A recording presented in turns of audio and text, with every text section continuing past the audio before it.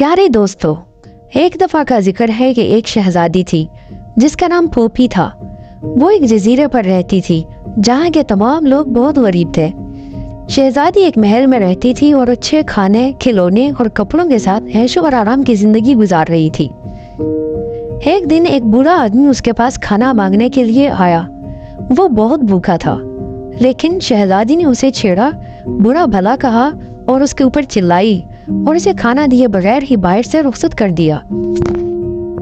रात को खुदा का करना ऐसा हुआ कि शहजादी के पांव सूज गए और वो लाल टमाटर की तरह सुर्ख हो गए। शहजादी बहुत परेशान हुई। वो पूरी रात रोती रही, लेकिन उसके पांव की सोजिश नहीं उतरी। अगले दिन दोबारा वो बूढ़ा खाना मांगने के लिए आया और शहजादी ने पिछले दिन की तरह उस दिन भी बूढ़े को भगाया और कहा कि मुझे परेशान ना करो, मैं आगे ही बहुत परेशान हूँ। बूढ़े बेचारे ने कुछ भी ना कहा और वो दोबारा वहां से लौटकर वापस चला गया। लेकिन उस रात शहजादी के पांव और भी सूज गए और वो अपनी किस्मत के बारे में सोचकर बहुत ज्यादा परेशान रहने लगी। उसने हर जगह से इलाज करवाया। उसने ये वाकया अपनी माँ यानी मलका से कहा।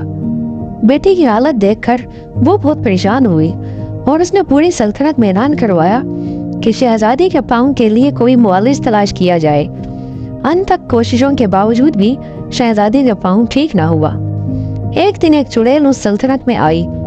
जब उसने शहजादी के पांव के बारे में पता चला तो वो महल की तरफ जल्दी से पहुंच गई। शहजादी ने चुड़ैल को अपना पांव दिखाया तो उसने शहजादी से पूछा कि क्या उसने पिछले दिनों में किसी को दुत्कारा या किसी पर चिल्लाई और बुरा भला कहा है। इस पर शहजादी ने बूढ़े का वाकया सुनाया। चुड़ैल ने शहजादी को कहा कि ये सब कुछ इसीलिए हुआ है कि वो दूसरों के साथ अपनी चीजें शेयर नहीं करती और गरीबों का ख्याल नहीं करती।